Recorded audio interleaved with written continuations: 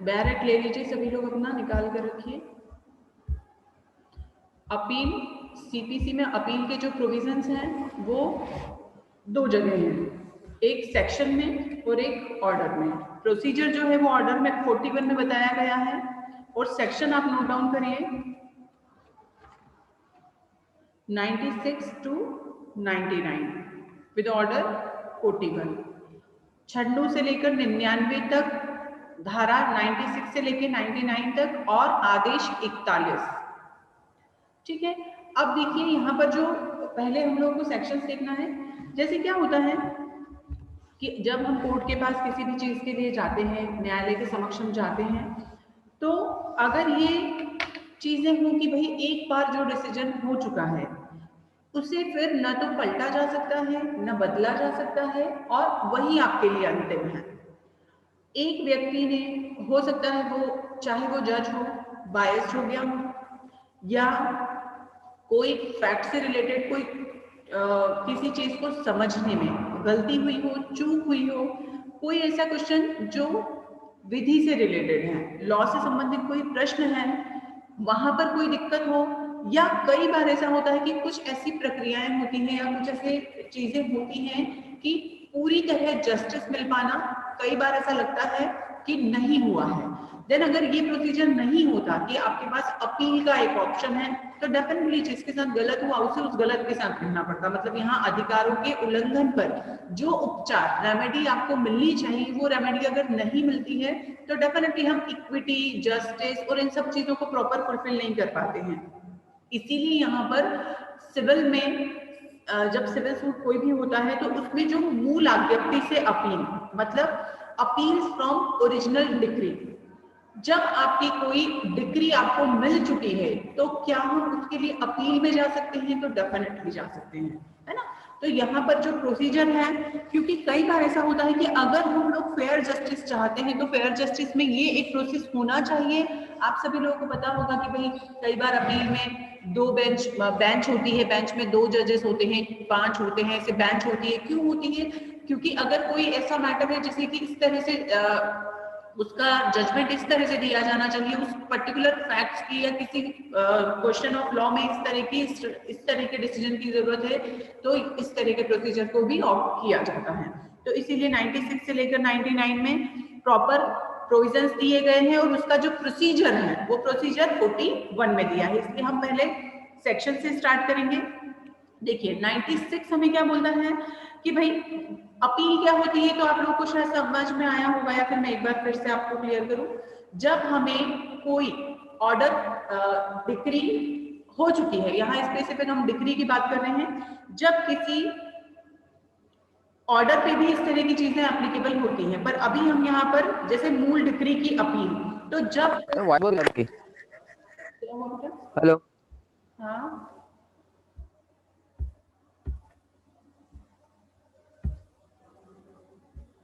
Mic mute कर लीजिए भाई, किसका खुला है, और अगर कोई क्वेश्चन करना है तो प्रॉपर कर लीजिए।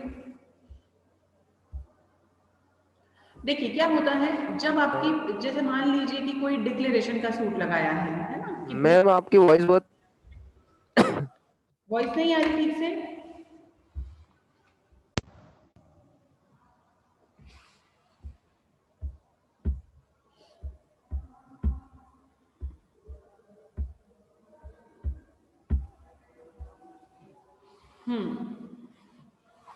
जब हमें कोई डिक्री, किसी केस को पूरी तरह चलाया गया और उसके बाद डिक्री मिलता है, तो डिक्री के बाद अगर दोनों पक्षकार में से जो भी पक्षकार सेटिस्फाइड नहीं है, संतुष्ट नहीं है उस डिसीजन से, तो वह उससे हायर कोर्ट में, हायर कोर्ट मींस जिसको उस अपील को सुनने का अधिकार है, जुरिस्डिक्शन है, वो वहां पर उस पर्टिकुलर डिक्री के अगेंस्ट अपील फाइल कर सकता है। मतलब अगर आपके लिए, आप उस केस में जो भी डिसीजन हुआ है, अगर दोनों पक्षकार में से कोई भी उससे संतुष्ट नहीं है तो आप अपील में जा सकते हैं। यहाँ पर अपील का सिंपल सा ये मतलब होता है कि जब कोई भी पक्षकार, जो भी डिसीजन जिस न्यायालय द्वारा दिया गया है उस न्यायालय के द्वारा वो संतुष्ट नहीं है। ठीक है। अब 96 में क्या बोलता है? मूल डिक्री की appeal, appeal from original decree. अब यहाँ पर क्या होगा कि जो आपका मूल डिक्री है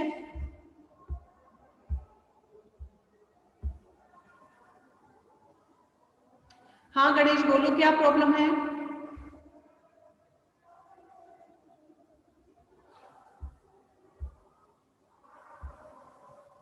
भाई जो नेटवर्क का मैं कुछ नहीं कर सकती, जितनी भी आवाज आ रही है, जिस तरह का भी नेटवर्क है, आप लोगों को अगर आ रही है आवाज तो कोई डिक्री हुआ है तो एक मिनट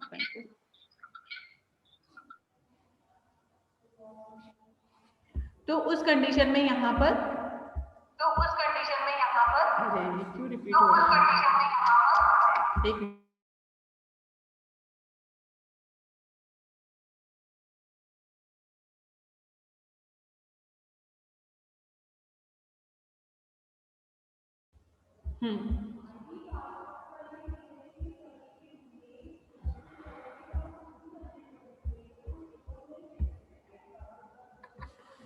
देखिए अब यहाँ पर आप लोगों को शो हो रहा होगा, एन अपील में lie from an original decree passed ex parte decision हुआ है तो उसके फेवर में भी हम कर सकते हैं। क्लॉज 1 देखिए, से वेयर अदरवाइज एक्सप्रेसली, मतलब यहाँ पर जो एक्सरसाइज ओरिजिनल ज्यूरिसडिक्शन जिसका है उसके अगेंस्ट में अब हम अगर अपील के लिए जाएंगे तो कहाँ जाएंगे, जो कि उसे सुन सकता है।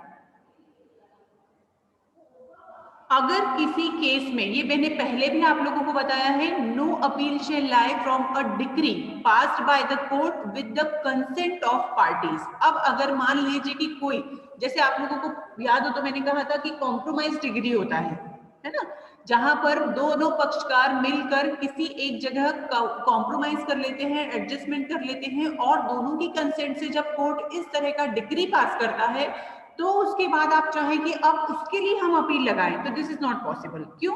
क्योंकि यहाँ पर इस तरह का अगर कोई क्वेश्चन अराइज ही नहीं होता है, आप लोगों का कंसेंट है। हाँ, अगर कंसेंट झूठा है, फ्रॉड है तो एक अलग चीजें हैं, बट अगर दोनों ने सहमति के साथ अगर कोई डिक्री पास करवाया है कोर्ट से तो आप उसके अगेंस्ट में अपील में नहीं जा सकते।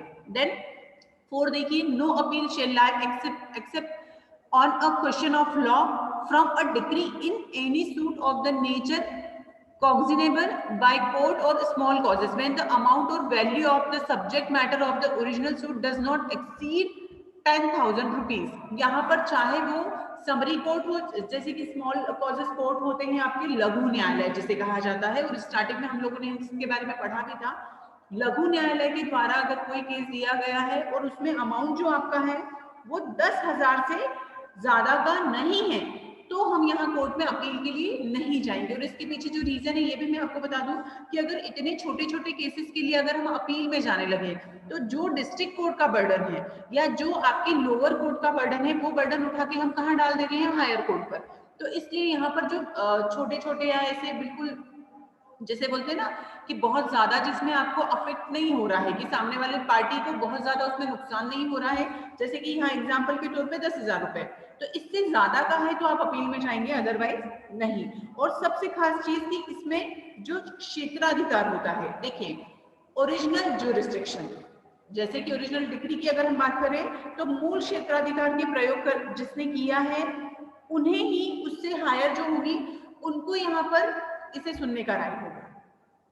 ठीक है, तो यहाँ आपको ये ध्यान रखना, जैसे व्यवहार न्यायाधीश सेकंड क्लास ने अगर कोई अपील कोई जजमेंट दिया है सेकंड क्लास ने तो कहाँ चला जाएगा उसका अपील, फर्स्ट में चला जाएगा।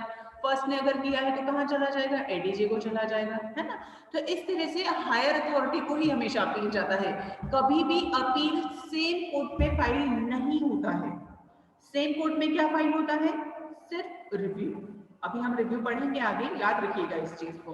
कभी भी ये उसमें अपील सेम कोर्ट में फाइल नहीं किया जाता है। अब देखिए कुछ ऐसी कंडीशंस हैं जिसमें कि अपील नहीं लगाई जा सकती। 97 आप लोग पढ़ेंगे।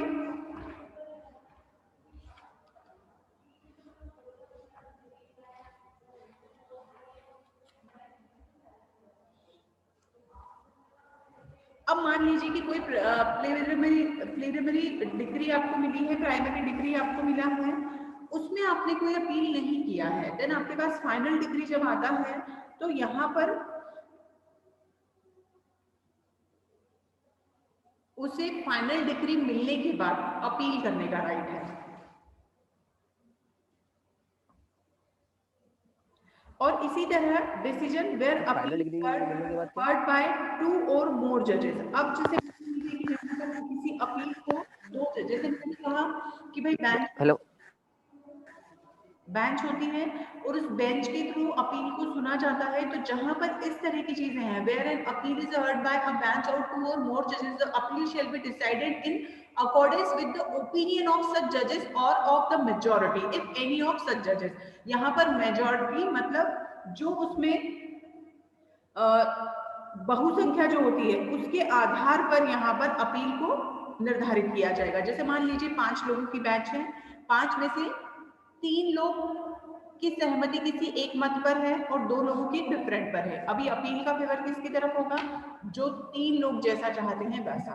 तो यहाँ पर अपील के लिए ये वाला पार्ट भी बहुत इंपॉर्टेंट है। फिर 99 में आप देखेंगे no decree to be reversed or modified for error or irregularity not affecting merits or jurisdiction। देखिए क्या होता है, जैसे मान लीजिए कि कोई भी 99 में क्या कहता है, कोई भी डिक्री ऐसी गलती या अनियमितता के कारण जिसके उसके गुण अवगुण या आधिकारिकता पर प्रभाव नहीं पड़ता है, न तो उल्टी जाएगी न ही उपांतरित की जाएगी। मैं बार बार आप लोगों को बोलती हूँ कि सीपीसी का हिंदी बहुत टफ है और ये सभी लोगों के लिए है कि आप लोगों को इसकी हिंदी भी पढ़नी चाहिए, चाहे वो इंग्लिश मीडियम के स्टूडेंट्स हैं चाहे वो हिंदी के हैं। उसका रीजन ये है कि जब आप डिस्ट्रिक्ट कोर्ट में प्रैक्टिस करेंगे, क्योंकि ऐसा नहीं होता है कि हम सीधे हाई कोर्ट ही जंप करें और वहीं पर हम प्रैक्टिस करें, तो यहाँ जब हम प्रैक्टिस में जाते हैं या इंटर्नशिप में आप जाएंगे देन आपको ये चीजें बहुत टफ जाएंगे। जैसे कि अभी मैंने ये पढ़ा तो शायद आधों को समझ नहीं आया होगा, कोई भी डिक्री ऐसी गलती या अनियमितता के कारण जिससे गुण अवगुण या आधिकारिकता पर प्रभाव नहीं पड़ता है, ना तो उसे उल्टा जाएगा ना ही उपांतरित किया जाएगा। उपांतरित करने का मतलब होता है उसमें चेंज करना, ठीक है, मॉडिफाई करना।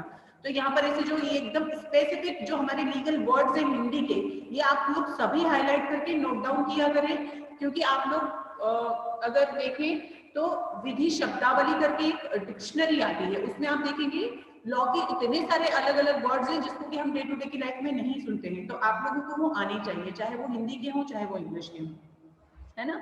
उपांतरित करने का मतलब होता है मॉडिफाई करना। अब ऐसा क्यों लिखा गया भाई? क्योंकि देखिए क्या होता है, अगर मान लीजिए जैसे कि no degree shall be reversed or substantially varied, not shall any case be remanded in appeal on account of any misjoinder or non-joinder। ये दोनों चीजें आप लोगों को पता होंगी, misjoinder और non-joinder क्या होते हैं? अर्शिया,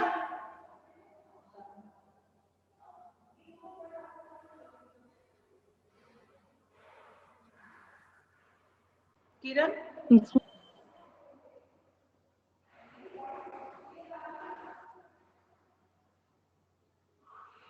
किसी को आवाज आ रही है? जिसको भी पता है मिसजॉइंटर और नॉन जॉइंटर क्या होते हैं वो बता सकता है।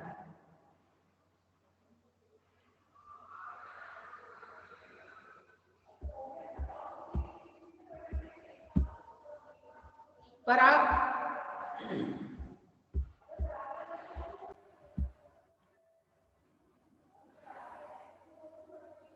दिशिका, अर्शिया होती है जो कि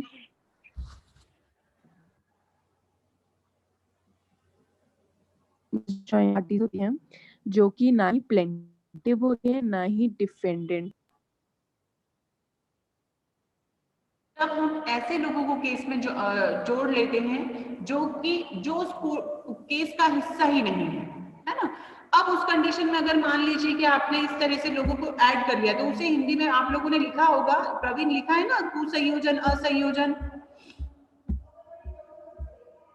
इवन क्योंकि इसके लिए एप्लीकेशन लगाई जाती है जब हमारा प्रोसीडिंग चल रहा होता है कि भाई अगर किसी को गलत व्यक्ति को आपने इसमें ऐड कर लिया है तो क्या होगा। तो यहाँ पर इन चीजों से बचने के लिए, अब जैसे मान लीजिए कि कोई कब नहीं चेंज किया जाएगा, कोई भी डिग्री ऐसी गलती या अनियमितता के कारण जिसमें कि उसकी गुणागुण या आधिकारिकता पर प्रभाव नहीं पड़ता है, न ही उल्टा जाएगा न ही उपांतरित किया जाएगा। पक्षकारों का वाद हेतु से ऐसे कुसंयोजन असंयोजन या वाद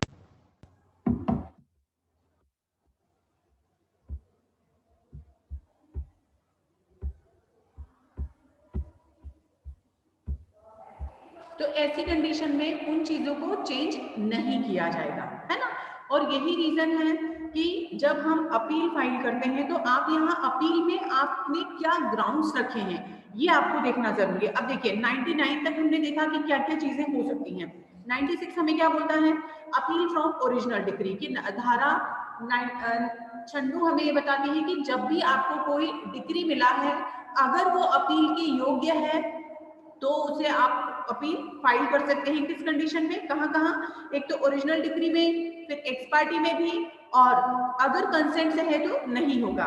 इसके लिए एक छोटा सा सिनॉप्सिस भी आप लोग बना लीजिए क्योंकि अपील का मेन इंपॉर्टेंट क्वेश्चन होता है। इसमें आप सबसे पहले इंट्रो लिखेंगे और इंट्रो में आप ये बताएंगे, वैसे मैं इसका पीपीटी शेयर करूंगी, पीडीएफ या पीपीटी स्टडी मटेरियल, बट फिर भी आप लोग नोट डाउन करिए इसे।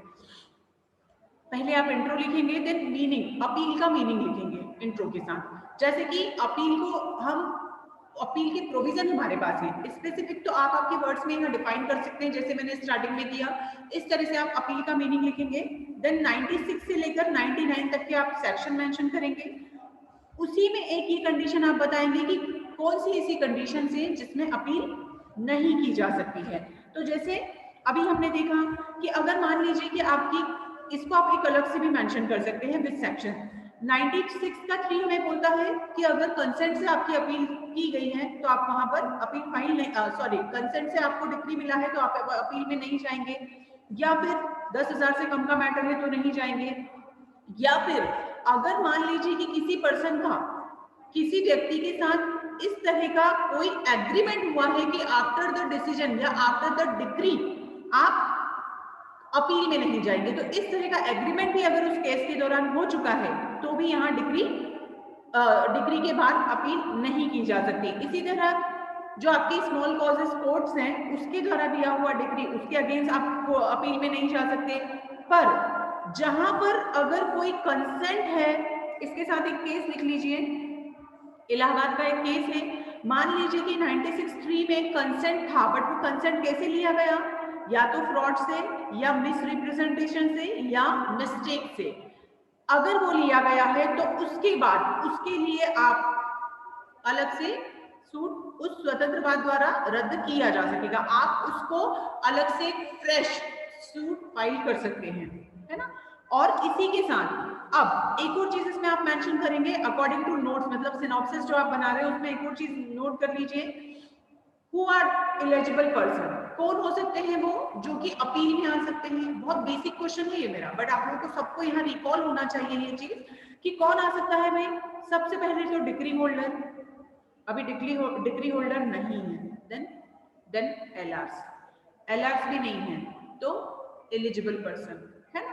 और इसके अलावा जिसका उस डिक्री में नाम है, मतलब प्लेंटिफ में मान लीजिए 10 लोग हैं, वो लोग आ सकते हैं।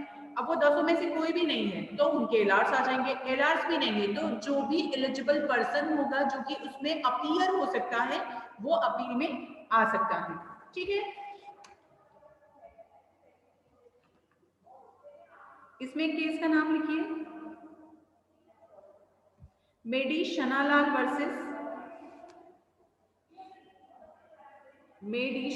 वर्सेस बैंक ऑफ महाराष्ट्र,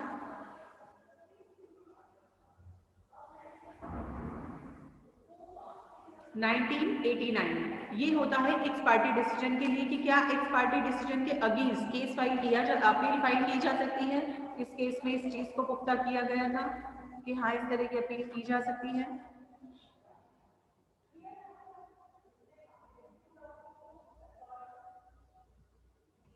एक और केस का नाम लिखिए, union of India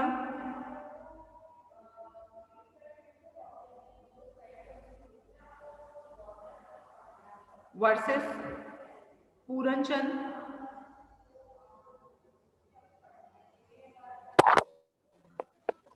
union of India versus Puran Chand 1972, जो कि आपका 98 और 99 से रिलेटेड है, सेक्शन 98 और 99 से रिलेटेड है।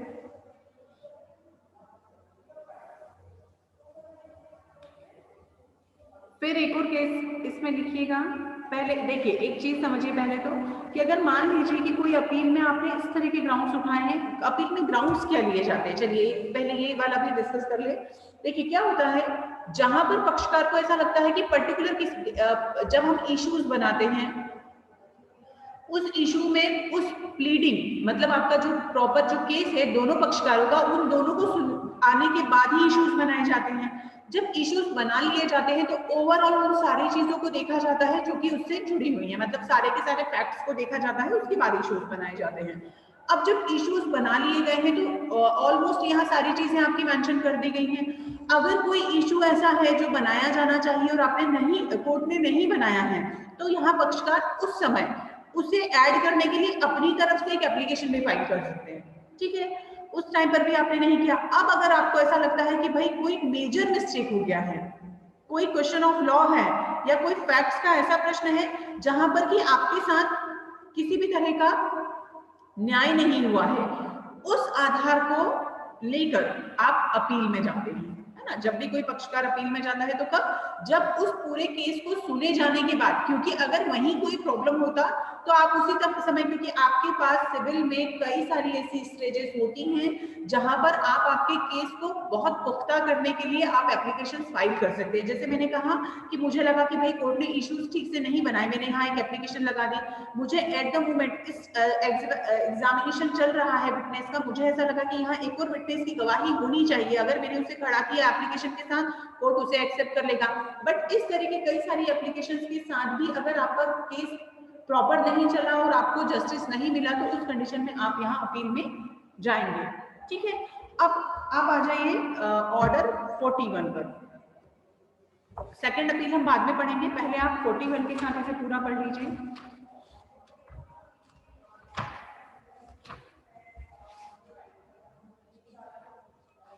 देखिए सेकंड अपील की अगर हम ऑर्डर 41 की बात करें तो ये उसी से रिलेटेड है, appeal from original decree, same heading इसका भी आता है।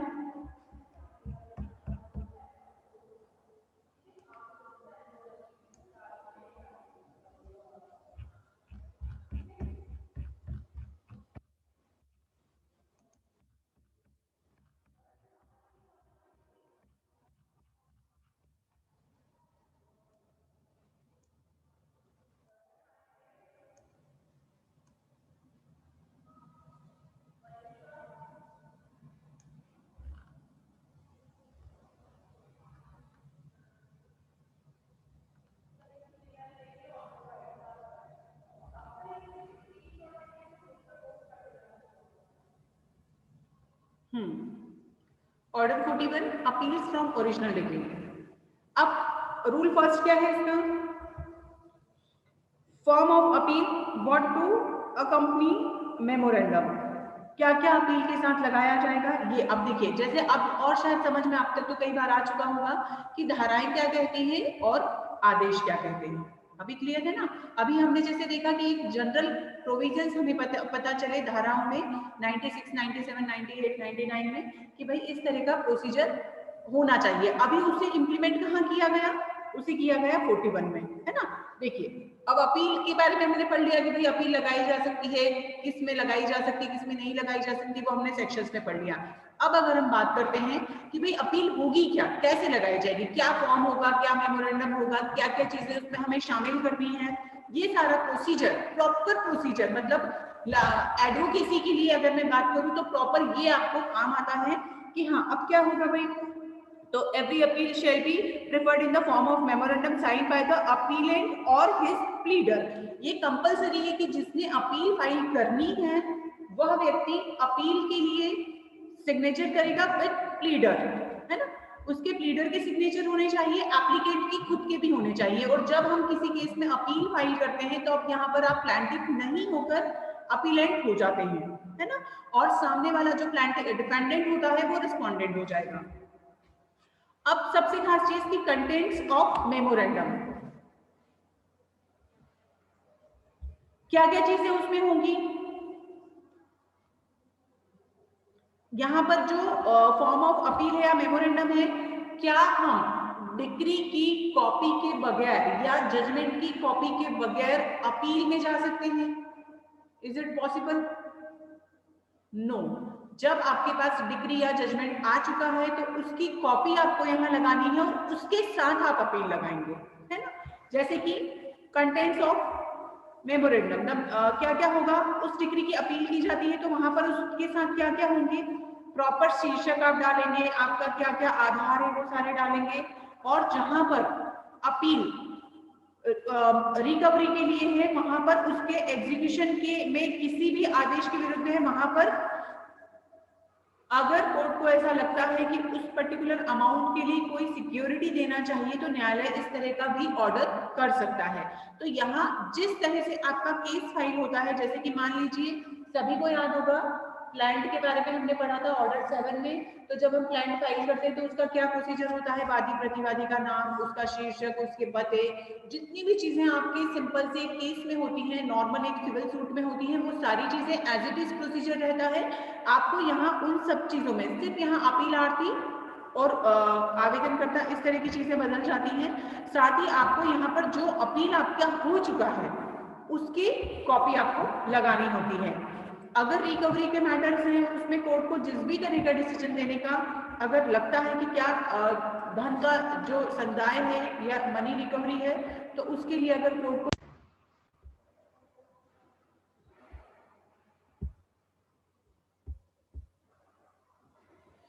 सोचो हम लोग के लिए कितना इरिटेटिंग होता होगा ये बार बार, आप लोगों को तो बोलना है बस, मैडम आवाज नहीं आ रही है, पता नहीं आप लोग कब गायब हो जाते हो। चलिए इसका टूल देखिएगा, grounds which may be taken in appeal, सबसे खास चीज है ना। क्या क्या हो सकता है, अपीलार्थी मतलब एप्लीकेंट न्यायालय की इजाजत के बिना आक्षेप में किसी भी ऐसे आधार को जो अपील के ज्ञापन में उपवर्णित नहीं है न तो पेश करेगा न ही उसके समर्थन में सुना जाएगा, किंतु अपील न्यायालय अपील का विनिश्चय करने में आक्षेप के उन आधारों तक ही सीमित न रहेगा जो कि अपील के ज्ञापन में उल्लंघित है या न्यायालय की इजाजत के से इस नियम में अपील के लिए किए गए। अब देखिए यहाँ पर ये जितनी भी चीजें बताई गई हैं, जब हम अपील के लिए जाते हैं तो पक्षकार खुद तो अपील नहीं लगाता है, टेक्निकल लैंग्वेज मींस लॉ की लीगल लैंग्वेज उसे नहीं पता है। यहाँ पर ऑब्वियसली ये काम किसका है, प्लीडर का है। प्लीडर हमें ये सजेस्ट करता है कि हम कौन कौन से ग्राउंड अपील में लेंगे। यहाँ पर कोई भी ऐसा ग्राउंड नहीं लिया जा सकता है जो कि उस आपकी जो डिग्री है उसमें मेंशन नहीं है, या ऐसा कोई ग्राउंड नहीं लिया जा सकता है जो उस केस में कहीं शामिल ही नहीं था, है ना। तो यहाँ पर ये पूरा का पूरी चीजें कैसी है, मतलब यहाँ पर अगर आपने ली भी लिया है तो कोर्ट उसे सुनेगा नहीं, उसे अलग कर देगा। इसलिए यहाँ पर जब भी उसका provided that the court shall not rest in decision of any other ground unless the party who may be affected thereby has had a sufficient opportunity to contesting the case on that ground। अगर ऐसा लगता है कि उस समय, जैसे मैंने अभी कहा ना आपको कि भाई हमारे पास हर जगह सुविधाएं हैं, है ना, आपके पास अपॉर्चुनिटीज होती हैं कि आप, जैसे मैंने कहा कि एक्स पार्टी डिसीजन अगर हो चुका है तो आप 9:13 में उसे डिसमिस करा सकते हैं, है ना। इसी तरह आपको कहीं बीच में किसी के एविडेंस लेने हैं, आपको कोई एप्लीकेशन लगानी है, आप किसी चीज से संतुष्ट नहीं है, आप रिवीजन लगा लेंगे, आप उस आदेश के विरुद्ध अपील में चले जाएंगे, मतलब इस तरह के कई सारे प्रोसीजर है। अगर वो चीजें आपके पास अवसर थे, आपने नहीं किया और आपने अब जाकर उसे अपील में अपना ग्राउंड बनाया है, तो कोर्ट चाहे तो उस चीज को एक्सेप्ट करे, अपीलेट कोर्ट, या न करे। क्योंकि यहाँ वो क्वेश्चन अराइज होता है ना कि जब आपके पास समय था, आपके पास अपॉर्चुनिटी थी, आपने क्यों नहीं किया। इस तरह की चीजें सबसे ज्यादा लिमिटेशन एक्ट में जब कोई केस अटकता है तो वहां पर भी इस तरह की चीजें आती हैं। अब इसी के बिहाफ पर 3 में आप देखेंगे रिजेक्शन और अमेंडमेंट ऑफ मेमोरेंडम। कब, जहां पर अपील का ज्ञापन इसके पूर्व या पूर्व विहित रीति से नहीं लिखा गया है। पूर्व रीति कौन सी, जो कि ऑर्डर 41 के रूल 2 में बताई गई है, वहां पर उसे नामंजूर किया जा सकेगा। मतलब अगर आपने अपील में प्रॉपर स्पेसिफिक ग्राउंड्स नहीं लिए हैं तो उस अपील को रिजेक्ट किया जा सकता है, ठीक है। फिर इसी तरह अगर जरूरत होती है, एक मिनट, अरे जब यहाँ ऐसा लगता है कि उसमें किसी तरह का अमेंडमेंट किया जाना चाहिए तो अमेंडमेंट भी किया जा सकता है, जहां कोर्ट को इस तरह का लगता है, या कोर्ट को लगता है कि उसे रिवर्ट कर दे, नहीं एक्सेप्ट करे, तो वो ये भी कर सकता है, या उसमें कोई तरह के अमेंडमेंट कर सकता है। पर जब न्यायालय किसी ऐसी चीज को मान लो रिजेक्शन करता है, where the court rejects any memorandum it shall record the reason for such rejection. अब क्यों जरूरी है यहाँ पर कि ये हमारा हक है कि हम अपील में जाते हैं, ये हमारा राइट है, और अगर हम अपील में जाते हैं और कोर्ट उससे डिनाई करता है तो कोर्ट को भी यहाँ पर उन चीजों को रिकॉर्ड में देना होगा और स्पेसिफिक रीजन देना होंगे कि आपने किन कारणों से उसे रिजेक्ट किया है। ठीक है, जहां पर कुछ अमेंडमेंट किए जाएंगे वहां पर वो सिग्नेचर किए जाएंगे उसमें।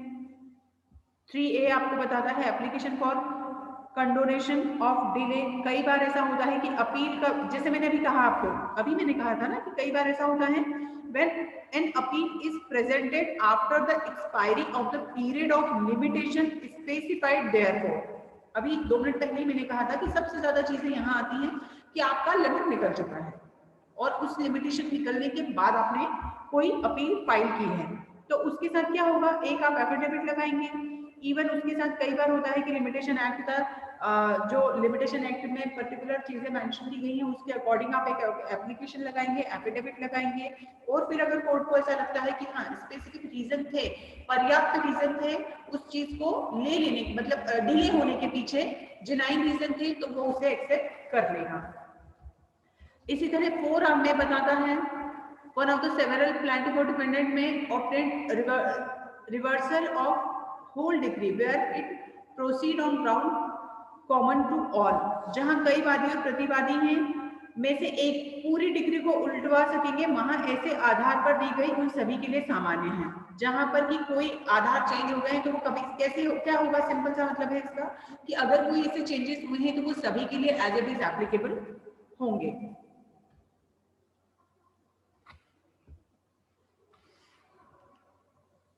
फिर जो stay of proceeding end of execution, देखिए ये चीज हम लोगों ने पहले भी डिस्कस की है। Stay by appellate court, stay of proceeding and execution क्या होता है, अपील न्यायालय द्वारा रोका जाना, किन चीजों को, कार्यवाहियों को और निष्पादन को, ये याद रखिएगा।